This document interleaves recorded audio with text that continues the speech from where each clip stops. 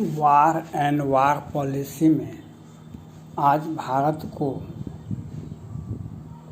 चीन से सटे सीमा पर अस्थायी शिविर टेंट लगाना चाहिए। सभी ज़रूरत के हथियारों को पहुंचाकर चीन पर नज़र रखनी चाहिए। चीन का एक नीति यह है, स्थिर हो, धीरे धीरे किसी भी देश की सीमा में धीरे धीरे अपना टेंट, अपने युद्ध पोत को सीमा पर लगाकर फिर दूसरे सीमा पर को खोजो, फिर वहाँ पर धीरे धीरे अपनी सेना का जमावड़ा लगा दो कि छोटा देश और वह देश अत्यधिक चीनी सैनिक देखने से ही वह बिना युद्ध लड़े ही आत्मसमर्पण कर दे, वह बेहोश हो जाए और उस देश की सरकार से बातचीत करते रहो और अपने मकसद में काम करते रहो।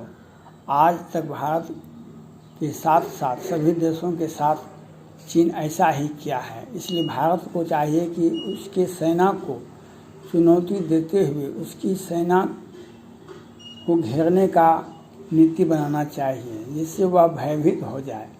इसमें एनसीसी, पुलिस और संबंधित राज्य सरकार के सभी पुलिस बल और अन्य संगठन को साथ लेना चाहिए। युद्ध हमारी सेना लड़ेगी, लेकिन उसके सेना चीन की सेना को पीछे से अलग बगल से यानी चारों तरफ से लाखों पुलिस के जवान उसे घेरेंगे तो चीन का भी वही हाल होगा जो 1971 में पाकिस्तान का हाल हुआ था। इसके लिए माननीय मोदी जी को 1971 की नीति को समझना चाहिए। उसी के अनुरूप भारत को चाहिए कि चीन की सेना को ऐसा सबक सिखा दें कि फिर चीन टूट जाएगा। इसी तरह से फिर चीन भारत में की तरफ नहीं देखेगा। चीन युद्ध भारत से लड़ने के लिए आया है। यह युद्ध आज भी हो सकता है, यह युद्ध 2 वर्ष के बाद भी होगा। चीन की नीति को समझना आसान नहीं है। भारत जो चाहेगा युद्ध आज ही हो जाए युद्ध, चीन ऐसा नहीं करता है। वह अंतर्राष्ट्रीय परिस्थिति को भी देखता है। अमेरिका राष्ट्रपति चीन को सबक सिखाने और दंड देने में लगा हुआ है। अमेरिकी संसद में उइगर मुसलमान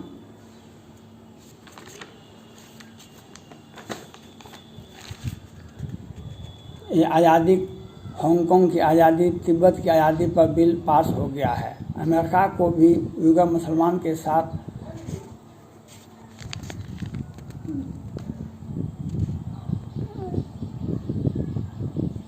अमेरिका ने उइगर मुसलमान के साथ जो अमानवीय व्यवहार चीन कर रहा है,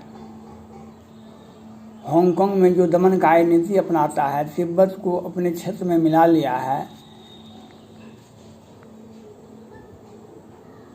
ताइवान जब छोटा सा देश है, चीन से लड़ने के लिए तैयार है, तो आपको भी इन मुद्दों को उठाकर चीन जैसे पाकिस्तान और नेपाल को उकसा कर रहा है और आप भी तिब्बत, हांगकांग और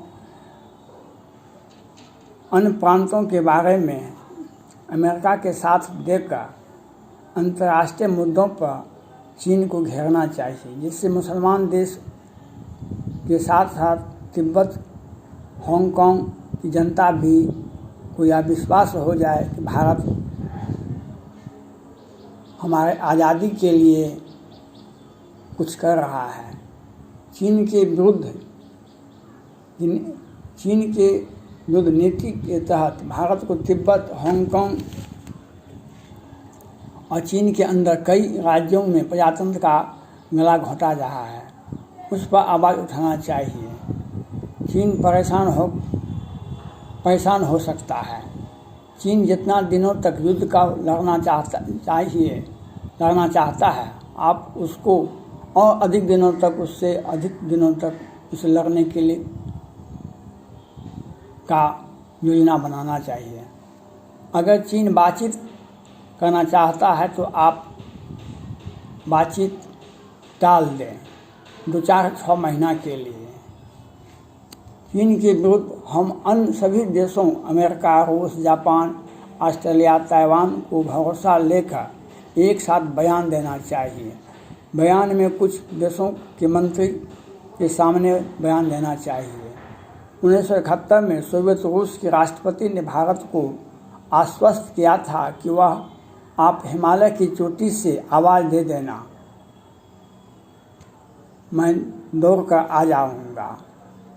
लेकिन भारत आवाज़ भी नहीं दिया और भारत और सोवियत रूस से दोस्ती के और बयान से ही चीन, अमेरिका दुबक गया और भारत ने पाकिस्तान का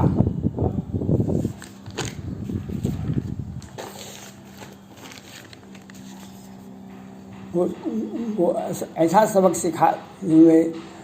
सिखाते हुए 2 भाग में बांट दिया। इसलिए आप भी गोली चलाने की जरूरत पड़ेगी तो गोली सेना चलाएगी, लेकिन आप मनोवैज्ञानिक रूप से चीन को प्रताड़ित करें, चीन को उसी की भाषा में उसके कमजोरी को उजागर करें, अपने मित्र देशों के साथ साझा बयान देकर चीन को के आंतरिक मामलों को उठाकर चीन को हर तरह से घेर कर उसे बिना युद्ध के ही मान दे सकते हैं।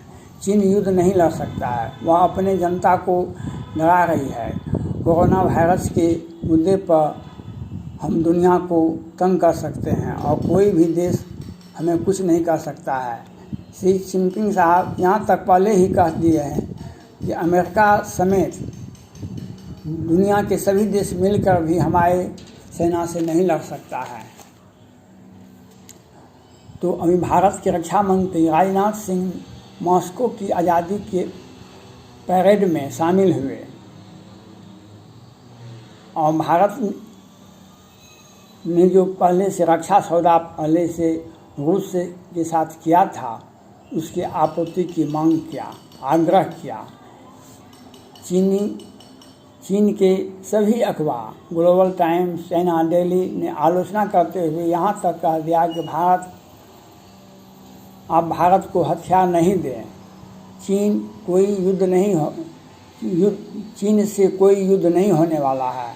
आप अगर भारत को हथियार देते हैं तो एशिया में अशांति फैलेगी। इसलिए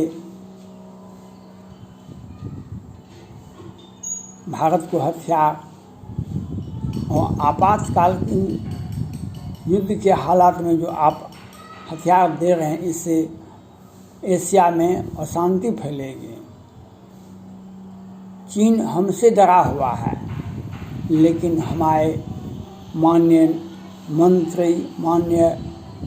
प्रधानमंत्री जी को अमेरिका, रूस, ऑस्ट्रेलिया, जापान के साथ एक संयुक्त वक्तव्य बयान देना चाहिए जो चीन को सोचने के लिए बाध्य होगा। और चीन जो विस्तारवादी नीति अपना रहा है उसके हांगकांग, तिब्बत और उइगर मुसलमान और अन्य राज्यों में जनता के साथ जो चीन अमानवीय व्यवहार करता है उसके बारे में तीव्र आलोचना करनी चाहिए और वहाँ की जनता के दिल में भारत को एक जगह बनाना चाहिए जो वहाँ की हांगकांग की, तिब्बत की और कि मुसलमान नागरिक चाहते हैं कि भारत हमें चीन से आज़ादी करने में मदद करे। तो यह बयान से ही हो सकता है। आप कड़ा बयान जारी करें, चीन युद्ध लड़े बिना ही वह हार जाएगा। मनोवैज्ञानिक दबाव बनाने के लिए यह आवश्यक है। धन्यवाद।